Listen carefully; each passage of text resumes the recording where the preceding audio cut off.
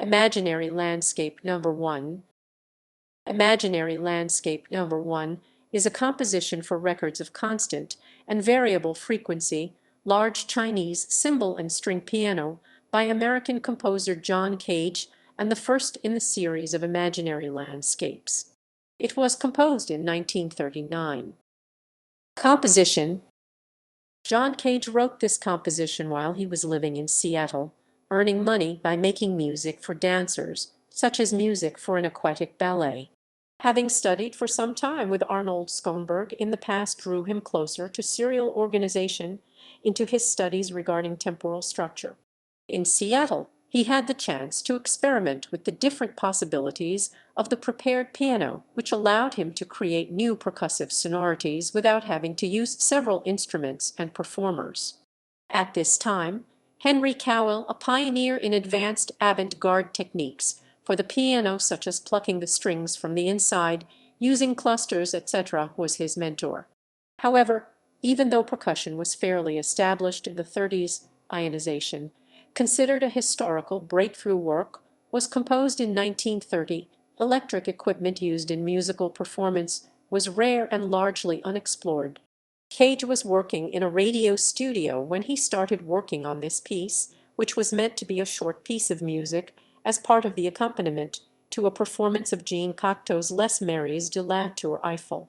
The piece was never meant to be performed on site, but was rather meant to be either recorded or broadcast. However, as most material from this period, the test recordings are now considered lost. This way, the first known performance took place in two different studio rooms, the sounds being picked up by two microphones and mixed in a control booth. Even though in contemporary performance this entails no technological challenge, trying to play the piece in the conditions it was first devised is impractical. This piece was finished around early spring 1939 and was first performed by Cage, Xenia Cage, Doris Dennison, and Margaret Jansen in the Cornish School radio station in Seattle on March 24, 1939. The piece was also later used in Marion Van Til's Horror Dream. It was later published by Edition Peters. Given its unusual nature at the time, it is often credited as the first electroacoustic music ever composed. Structure. This piece consists of only one movement and has a total duration of 6 minutes. It is scored for 4 performers, 2 of them in control of 2 variable speed phono turntables and playing frequency recordings, a muted piano, and a cymbal. However, it is not meant to be performed on stage, but rather in a radio studio where it can be either recorded or broadcast. Its tempo is a steady equals 60. Player 1 should have 2 records, a Victor frequency record 84,522B and a Victor constant note record number 84,519B. These 2 records consist of just one note being played, and the performer has to manipulate the speed at which it is being played using a clutch to change the note. The speed oscillates between 33.1/3 RPM and 78 RPM.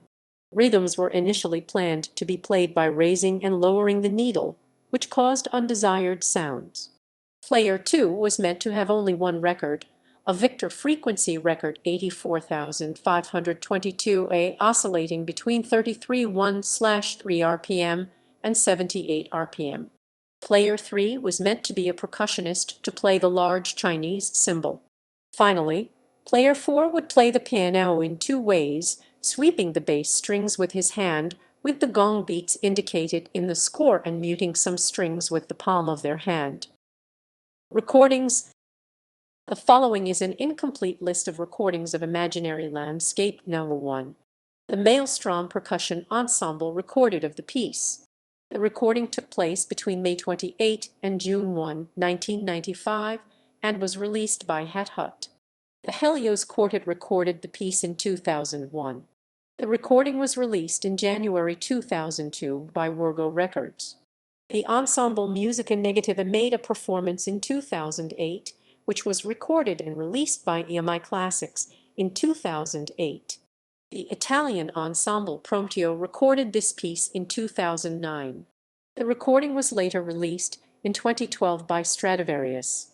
The Amadinda percussion group also recorded the piece later in 2011. The recording was released in April 2011 by Hungaroton. The percussion group Cincinnati also performed this piece in 2011. It was recorded and released by Mode Records both on CD and DVD.